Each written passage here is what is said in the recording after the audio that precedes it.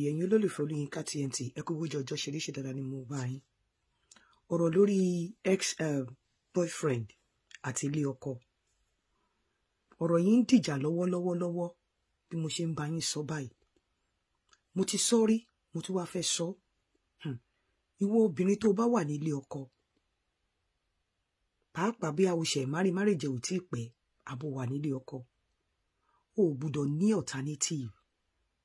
Tóbìnrin bá ti ní alternative, ó ṣeé ṣe kí marriage dàrú, ó ṣeé ṣe kó má ní peace, ó ṣeé ṣe kó jẹ́ wípé a máa take a lot of things for granted. Tóbìnrin bá ti ní alternative in anything. Tó bá ní alternative, tó bá fi ọ̀rẹ́ ṣe alternative pé tíwà tọkọ bá yin òdì nínú ilé, orí ẹlòmíì láti bá sọ̀rọ̀, kódà kó jẹ́ ọ̀rẹ́ lásán, kódà kó jẹ́ ọ̀rẹ́ obìnrin. Tó bá fi pé tó bá wà bored nínú ilé, oníbi tó máa lọ, ó ṣeé ṣe kí marriage kó máa ní wàhálà, kó mẹ́hẹ. Tó bá ní alternative ọ̀rẹ́ pé tíwà tọkọ ẹ bá yin òdì nínú ilé, oní ẹni tó lè bẹ́ẹ̀ sọ̀rọ̀ ò kí ẹ̀, wàhálà máa ṣẹlẹ̀, kò ní sí peace nínú marriage. Tó bá ní alternative pé tíjà bá ṣẹlẹ̀ nínú ilé, bóyá tí ọkọ bínú emotionally tó down, tó wá ní ẹni tó máa lift spirit tí alternative bá wà bóyá bí ex wàhálà máa ṣẹlẹ̀. Tó bá ṣọ́ra, marriage yẹn máa pàpà dàrú ni. Ẹni obìnrin tó bá ti ní alternative nínú marriage, pàápàá marriage tó bá ṣẹ̀ṣẹ̀ bẹ̀rẹ̀, wàhálà máa ṣẹlẹ̀. Kò sí nǹkan tó ń bá ex ṣe tí marriage ò bá ì tí ì gbó dáadáa débi wípé ìwọ àti ọkọ ẹ ti understand ara yín pé ọkọ ẹ ti lè digbí. Bẹ́ẹ̀ tó o bá wà nínú marriage tí o sì ń ní connection àbí o sì ń communicate pẹ̀lú ex ẹ, ó fẹ́ bẹ́ẹ̀ ṣe nǹkan, ó fẹ́ ṣe kinní kan, tẹ́ ẹ bá ṣọ́ra ẹ máa ṣe pàpà dóra yín.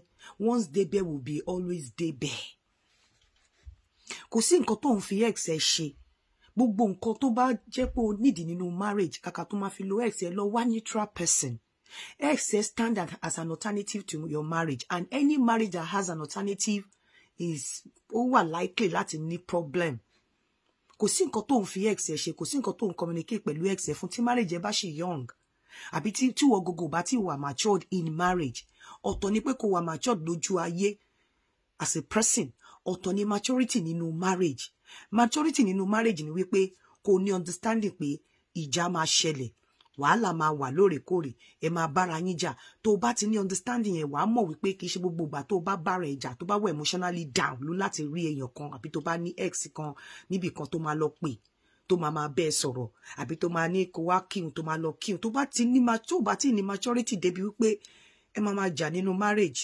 Tó bá ti ní maturity débi wípé tí odi bá ṣẹlẹ̀ ẹ láti tètè parí ẹ gbọ́dọ̀ ní prolong malice.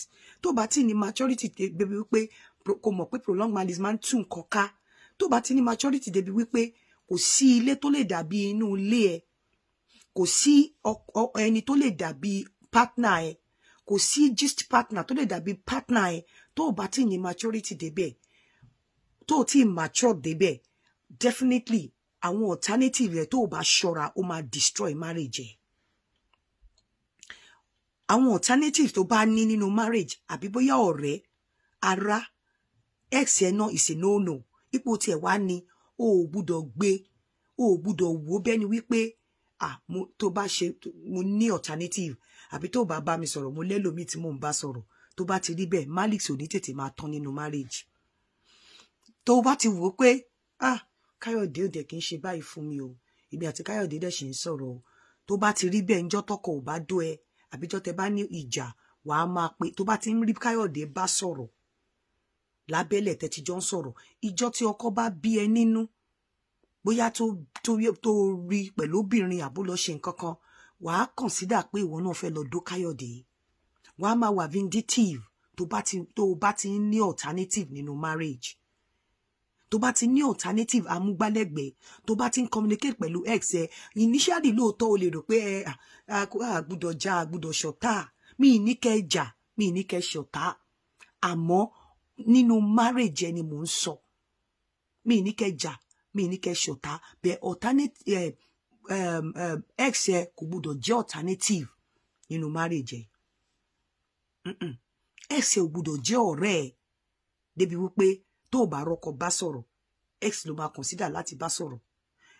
Tó bá fẹ́ ṣe nǹkan, even kò mọ̀ pé nǹkan tó fẹ́ ṣe ọkọ ẹ ò lè ṣe, bó mọ̀ pé ex ẹ mọ̀ ṣe lọ wá ẹlòmíì má lo ex ẹ because tó bá bẹ̀rẹ̀ sí ní lo ex ẹ you always have a reason not to leave your ex you always have reason to communicate with him and bẹ́ẹ̀ gẹ́rẹ́gẹ́rẹ́ ọwọ́ tó bá rọlẹ̀ ní rẹ̀rẹ̀ ń sọ ibi tó bá rọ̀ ní èṣù ní ẹ máa sọ pé ṣètọ́nù ń gbé tó bá ṣọ́ra tó bá ti ń wò pé tó bá ti ń rí good qualities lára ex ẹ tí ò sí lára ọkọ ẹ ìwà àti ex ẹ ṣe máa padà dóra yín kò dẹ̀ sí nǹkan tí ex máa ṣe nínú marriage ẹ láíláí bí kò ṣe pé bí ó máa destroy ẹ kò sí bó ṣe lè mọ́ rìn tó bá communicate tó fi àyè gba ex ẹ nínú marriage kò sí oore tí ex ẹ fẹ́ ṣe nínú marriage kò sí oore tí good qualities tí ex ẹ ní tí ọkọ ẹ ò ní tó fẹ́ ṣe fún ẹ nínú marriage wípé ó máa destroy ẹ lọ kò sí bó ṣe lè good tó torí wípé tó bá yá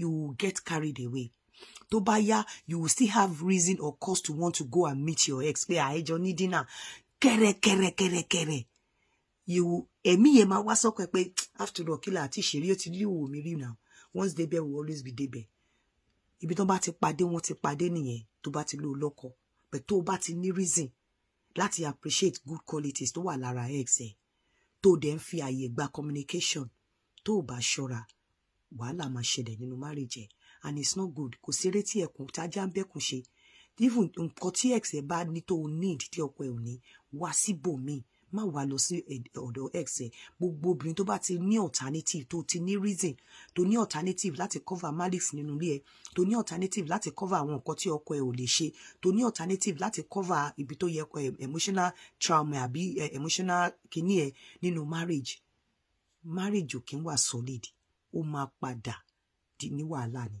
èyí ni mo mú wá fún yín láàárọ̀ shabarikolo.com ẹ lọ register ń bẹ ẹ má gbàgbé ilẹ̀ Danabit ẹ káàárọ̀ ẹ jẹ́ ká ṣe rere o nítorí àwọn ọmọ wa ẹ káàárọ̀.